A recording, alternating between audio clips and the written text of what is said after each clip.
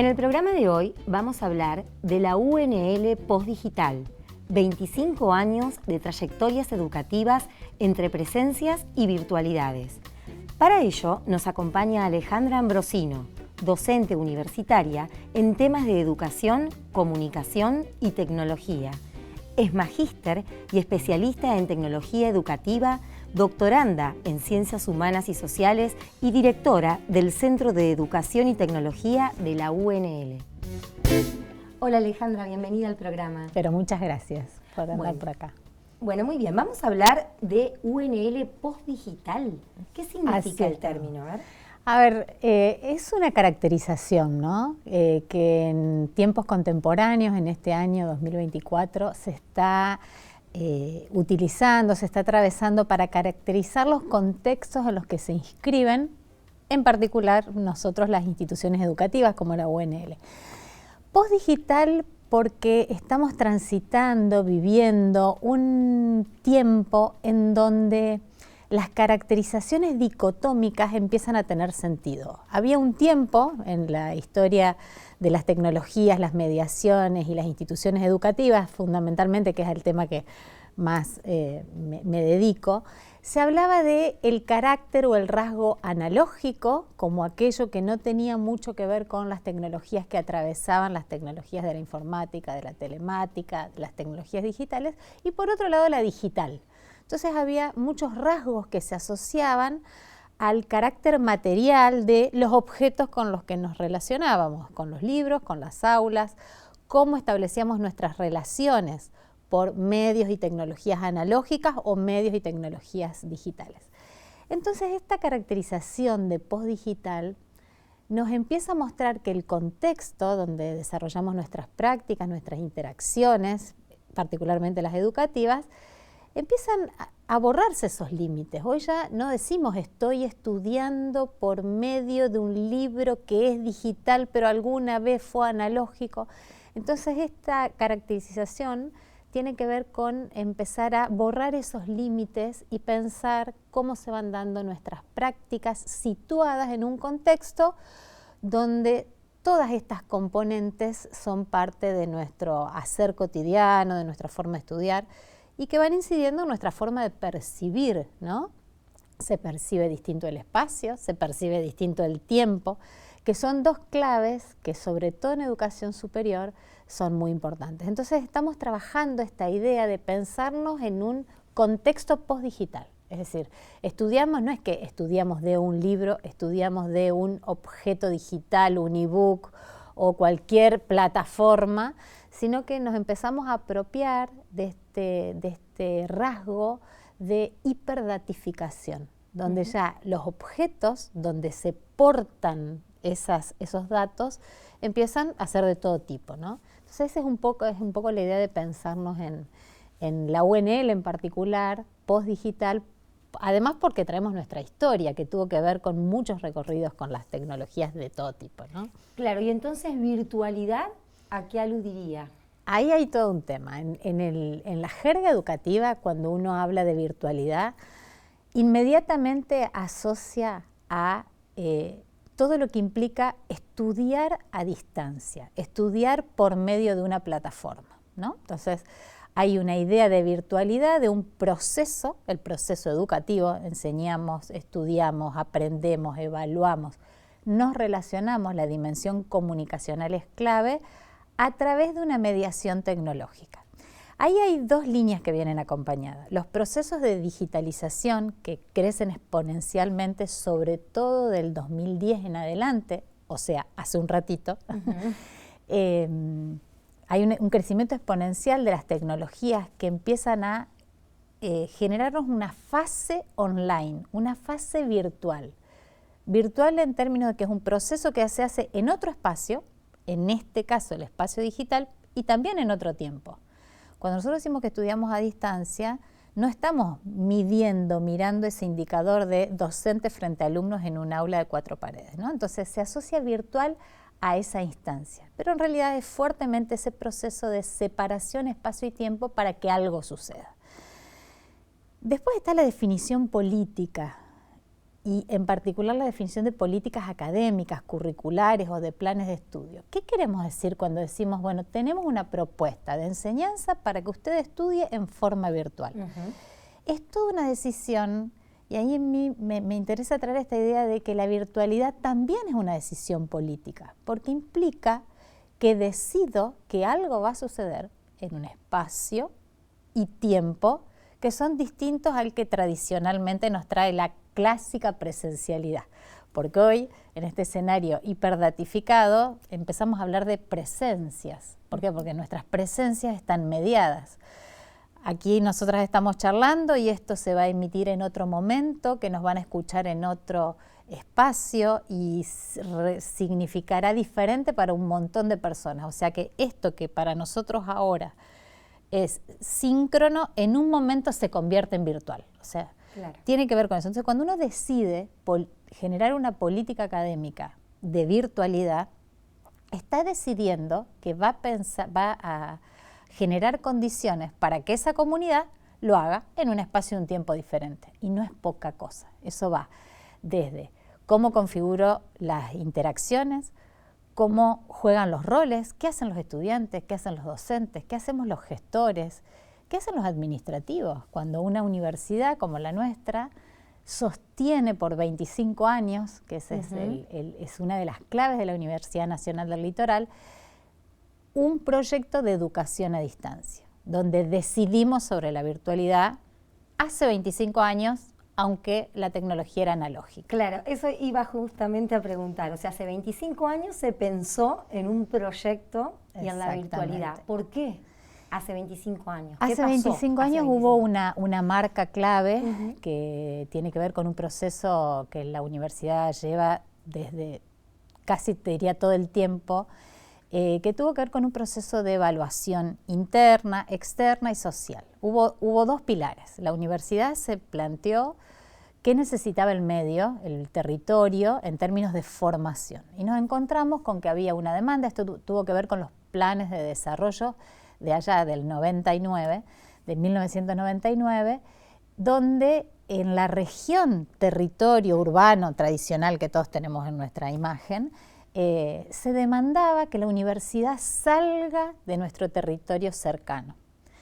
Eso por un lado. Y por otro lado empezaron a aparecer muchas propuestas innovadoras que empezaban a incorporar tecnologías. Estamos hablando de 1999. Como para que se den una idea, en esa misma década la universidad, o sea, en la década del 90, tuvo su primer correo electrónico. O sea, la Universidad Nacional del Litoral tenía un correo electrónico. Digo, porque a 25 años, hoy cada uno de nosotros tenemos una identidad digital que no solo tenemos varios correos electrónicos, además del institucional, perfiles, plataformas, cosas que hacemos en ese escenario hiperdatificado, que es el rasgo de hoy. Bueno, yo me veo obligada a agregar un dato. A ver. Que a fines de los 90 se crea ingeniería en informática en la universidad. También completamente innovadora y tecnológica, dando respuesta, ¿no? a una necesidad de formación. Entonces, fíjate cómo ahí se van constituyendo formas de gestionar la institución y formas de desarrollar conocimiento que eran incipientes. Entonces, con estos dos grandes objetos, llegar a más territorio, o sea, democratizar el acceso a la educación superior. Y por otro lado, empezar a indagar académicamente en la innovación educativa genuina, seria, trabajada con los docentes y con los desarrollos disciplinarios de las unidades académicas, la Universidad Litoral en el 99 crea el programa de educación a distancia, donde se va orientando, se va proyectando por estos dos objetivos. Para esos dos objetivos tomó otras decisiones. Primero, configurar las propuestas con la comunidad de la UNL. Se priorizó que docentes y las unidades académicas creen lo que primero fueron capacitaciones, después se convirtieron en carreras que titulaban. Tomó decisiones sobre, bueno, cómo colaborar con estos docentes que trabajaban en la presencialidad, en cada uno en sus laboratorios, en sus unidades académicas, en sus aulas, y cómo configuraba esa propuesta por una mediatización.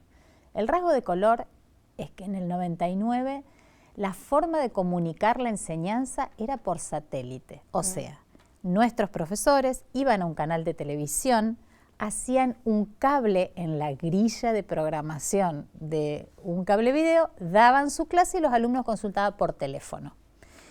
Se trabajaba con una serie de materiales educativos analógicos, impresos, libros, y esa era la manera de estudiar de las personas. Nosotros ahí hablamos de fases de mediatización. La primera fase es la más analógica, hay una segunda fase que la denominamos de hipermediaciones, donde aparece Internet, la segunda fase, no la primera, y la tercera es esta que estamos atravesando ahora, que es transmedial. Todo sucede en múltiples plataformas. En el 99 el dato de color, ¿cuál fue? Cuando quisimos hacer el salto a Internet, nos encontramos que de la población estudiantil que ya había elegido la universidad, solo el 40% tenía correo electrónico. O sea, teníamos, vamos a poner un genérico, de 1000 estudiantes, teníamos 300 estudiantes que tenían correo electrónico. O sea que nos quedaba la población estudiantil más amplia, que si pasábamos directamente a Internet por una tendencia tecnológica, se iban a quedar afuera. ¿Qué hace la UNL? Va generando fases de transición en ese momento. Entonces ahí empiezan a aparecer los primeros materiales multimediales. La UNL tuvo su correo postal, armábamos los paquetes con los CD, mandábamos los libros, mandábamos los cuadernillos y empezábamos a implementar las primeras experiencias de lo que se llamó en ese momento e-learning. Esa fue un periodo que caracterizó a la educación a distancia. Hubo un periodo, otra segunda fase que fue la curricular, donde pasamos de tener una oferta solamente de cursos de capacitación a crear carreras, lo cual implicaba movilizar mucho la comunidad de gestión académica, porque bueno, una carrera tiene tiempo, hay que coordinar, periodizar y además producir.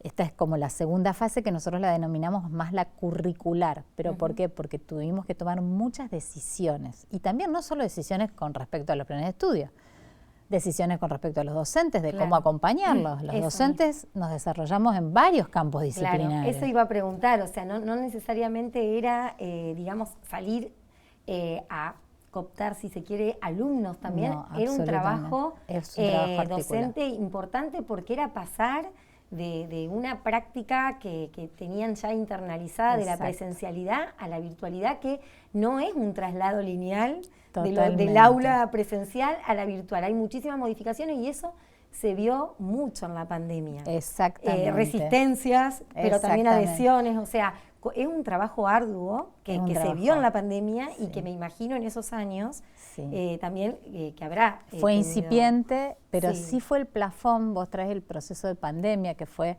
lo que estudiamos los proyectos de mediatización educativa. Hablamos del proceso de virtualización de contingencia. ¿Por qué? Porque no fue una práctica diseñada, sino salió como respuesta a un emergente totalmente exógeno a lo que se estaba pensando. La Universidad Litoral nos encuentra en ese momento con esta comunidad que con sus rasgos potentes y sus limitaciones, como toda comunidad educativa, había experimentado con la mediación tecnológica para enseñar. Entonces hubo una matriz de política de decisiones tecnológicas, nosotros decimos tecnopedagógicas, porque son del tema de la pedagogía, pero atravesadas por la tecnología. Entonces encontró a esta comunidad de la UNL con algún acercamiento. Aparece la videoconferencia, que también fue una ruptura, y ahí fue lo interesante, que fue una ruptura no solo para la presencialidad, que pasó toda pantalla, sino también para la visión que teníamos de la educación a distancia, que estaba muy marcada por la no sincronía, en nuestro caso UNL. Hay muchos en el país, hay muchos matices en educación a distancia argentina y mucha historia, y eso es interesante también de pensar. Pero la aparición de la sincronía digitalizada, la sincronía por pantalla, generó yo siempre digo, tensiones buenas, porque nos movilizó en pensar la enseñanza tanto para lo que uno entiende de presencialidad, pero también para lo que uno entiende a distancia, porque los estudiantes empezaron a demandar sincronía. Y ahí nos encontramos hoy en esta idea de combinaciones, en ese espacio postdigital. que tiene que ver con que hemos incorporado o vamos incorporando que ese encuentro educativo, ese diálogo educativo puede ser mediado. Y después tenemos que acompañar una política académica para decir, bueno, ¿querés estudiar de esta manera? ¿Cuáles son las condiciones? ¿No? Entonces, la virtualidad tiene ciertas condiciones, la presencialidad tradicional también. Ahí a mí me gusta hablar de presencias, porque al interior de las aulas cambió mucho, sobre todo cambió la estructura comunicacional educativa. Y eso nos cuesta bastante verlo, y yo como profesora, como docente universitaria también, porque ya excede a la problemática del campo disciplinar que vos enseñás o del proceso cognitivo del estudiante. Hoy lo que se está hibridando, lo que se está mezclando son nuestras prácticas culturales académicas. Entonces, bueno, ¿qué hacemos con eso? Ese creo que es una punta que en realidad te diría que toda la educación lo está transitando, pero es una obligación para la educación superior y sobre todo para las universidades problematizar sobre esta dimensión de las nuevas combinaciones. ¿Qué hacemos? Claro, ¿no? Hay nuevas combinaciones y uno tiende siempre a pensar, bueno, el pasaje como un pasaje, ¿no? De lo presencial a lo virtual, pero también hay un impacto de cómo se instaló esa virtualidad luego en las aulas. También lo vimos al regresar de la pandemia, volver a las aulas presenciales. No fue lo mismo, no fue igual, no es igual, porque por más que uno, digamos, asiste a una clase presencial, ya hay tecnologías incorporadas, puede complementar su formación con clases también virtuales, es decir, ha habido ahí como una transición, pero no, yo digo una convivencia. Es una convivencia. Hay una convivencia ya, que antes lo que se veía como transición lineal, ahora es como un híbrido, ¿no? Que se combinan. Ese híbrido, el rasgo tecnológico que da lugar a esa combinación que uno todavía no la termina de entender, tiene que ver con esta línea que se está trabajando, que es el ecosistema de plataformas de comunicación, ¿no? Entonces, y de producción, por ejemplo. Las tecnologías generativas hoy son unas tecnologías de tendencia, pero son tecnologías que están interpelándonos los modos de producción de conocimiento. Además de que la tenemos disponible en los celulares y estamos preocupados por si la gente usa y copia o usa y no copia. Digo, como toda tecnología a disposición tiene sus limitaciones, también tiene sus potencialidades. Ayer escuchaba a un artista que él decía que desde la incorporación de la dimensión digital, él es un artista plástico, o sea, trabaja con objetos plásticos de colores, que él ya no puede crear igual, porque lo que se modificó es su percepción sobre cómo suceden las cosas. Entonces sus creaciones ya no son iguales, no porque use tecnología, sino porque está pensando distinto, está creando distinto. En ese escenario de transformaciones, los docentes pensamos distintos, creamos nuestras clases distintas, producimos distinto, pero los estudiantes también. A los estudiantes que uno les deje, que uno dé una clase y la grabe, le genera otro escritorio de trabajo, porque dice primero, ¿para qué voy a ir a la clase si la tengo grabada? En la clase grabada lo puedo reescuchar, etcétera, etcétera. Si es una clase tipo busto parlante. Entonces, en realidad, lo que más se resignifica es la interacción, y la interacción en cualquiera, si es una videoconferencia, si es una clase, o si es cualquier otro tipo de interacción por producción. Entonces, lo que nos va a modificar, pensar en el escenario postdigital, ese escenario combinado, híbrido, fundamentalmente nos otorga esa mayor capacidad de creación. Sí con desafíos distintos, porque para producir para nuestras carreras, porque después para una universidad todo se traduce en una oferta académica, o sea, las nuestras son o son cursos, o son carreras, o son talleres, o son clases en la presencialidad, si se quiere. Pero el gran desafío tiene que ver con eso, además de ayornarnos a la cultura de la posdigitalidad, no a las tecnologías, porque hoy las tecnologías generativas son las que más nos tienen ocupados, que están muy bien, pero no sabemos pasado mañana, y tampoco tenemos que perder de vista que un contexto de estudio requiere de lo que a mí me gusta denominar narrativas embebidas. Embeber nuestras culturas, porque para estudiar necesitamos profundizar, para estudiar necesitamos multiplicidad de lenguajes, para enseñar también. Entonces, creo que ese es como el desafío de desarrollo en términos de educación y tecnologías que tiene la universidad, que ya por ahí excede a lo que, bueno, es lo visible para la sociedad, que son las carreras. Las carreras que nosotros tenemos en la Universidad del Litoral, hay una gama que son carreras de formación continua, cursos, diplomaturas, carreras que titulan en tecnicaturas, carreras que titulan en grado, en los títulos tradicionales, en los licenciados y también posgrado. Hay toda una oferta en cualquiera de las categorías. ¿Y las unidades académicas también? Las unidades académicas son yo siempre me gusta decir, son las que tienen la potestad de las carreras, porque de hecho las unidades académicas trabajan en el desarrollo académico, el desarrollo del conocimiento, el desarrollo disciplinar.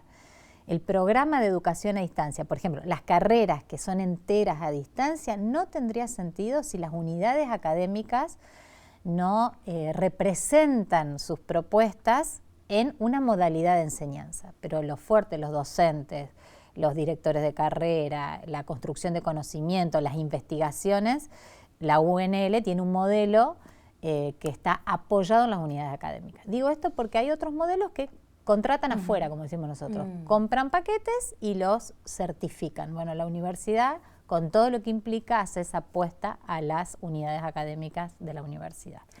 Bien, y la impronta de lo que ofrece hoy la UNL virtual y que viene desde hace 25 años, ¿es común en nuestro país? ¿Hay antecedentes cuando nació UNL virtual? ¿Había otras experiencias similares? ¿Abundaban? ¿O podemos decir que son una de las primeras? Somos una de las primeras, ¿sí? Somos una de las primeras en términos de la política académica de educación a distancia. ¿Sí? También eso sería para charlar en otro rato, pero muchas veces se denomina educación a distancia a la decisión didáctica de un profesor. En términos de programas políticos de educación a distancia, en la década de los 90 aparecieron fuertemente, que en realidad hay proyectos que aparecieron con la reapertura democrática, y son entre 3 y 4 proyectos grandes de política académica mediada por tecnologías, y la universidad es una de ellas. El rasgo que tiene la universidad es que es la que sostuvo el currículum completo a distancia.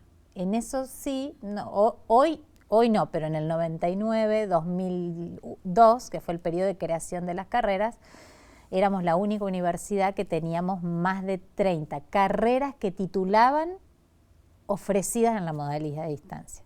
Después había mucho, formación continua o posgrado, pero la verdad que en ese plano hemos sido pioneros de tratamiento de las carreras a distancia y sobre todo del volumen.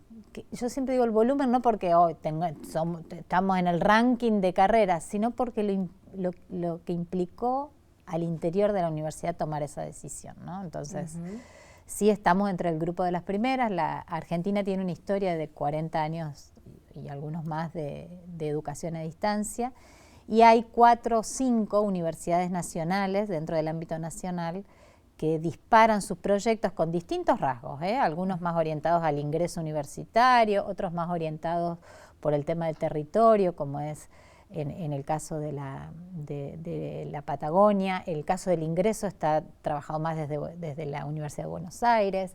Regiones como Corrientes, la UNE, fue otra de las pioneras, y bueno, en el conurbano siempre hay alguna más, pero la UNL como Universidad Nacional Pública que ha decidido expandir su territorio, ya hace 25 años que está trabajando en esa línea. Y para ir terminando y finalizando, ¿cuántos alumnos tiene hoy el campus virtual? Las carreras de educación a distancia. Y está bien distinguirlo porque el campus virtual hoy ya lo está usando todas las carreras, pero en un ingreso, las carreras de educación a distancia, que son alrededor de 40 propuestas, como para ponernos una idea, la universidad tiene 170 o 140, y siempre le erro en ese número. Aproximadamente 40 son a distancia, tienen un ingreso promedio de entre 3.000 y 4.500 aspirantes que confirman y alumnos regulares. ¿Qué quiere decir esto? Que año a año les queda una materia, van rindiendo alrededor de entre 20 y 25.000. Siempre ahí hay alguna variación. ¿Y cuál es la procedencia? ¿De dónde, de qué lugares vienen? Bueno, nosotros tuvimos una marca inicial los primeros 10 años que era muy localizado donde estaba el cable video, ¿sí? Entonces era Santa Fe y acá cerquita. Después hubo un momento de expansión con unos centros de apoyo que tuvo nodos en todo el país y ahí estaba distribuido y abarcó a más de 15 provincias del país. Y actualmente la población estudiantil se concentra en la región centro-norte de Argentina y mantiene una distribución quizás más puntual de alrededor de 10 provincias. Tenemos alumnos en Ushuaia y tenemos alumnos en Jujuy. Quizás son 1 o 2 personas, pero sí están tomando sus carreras desde estos lugares. Y alguno internacional dando vuelta, que siempre es algún argentino residente en otro país que quiere continuar sus estudios. Eso se da mucho en el posgrado, sobre todo, ¿no?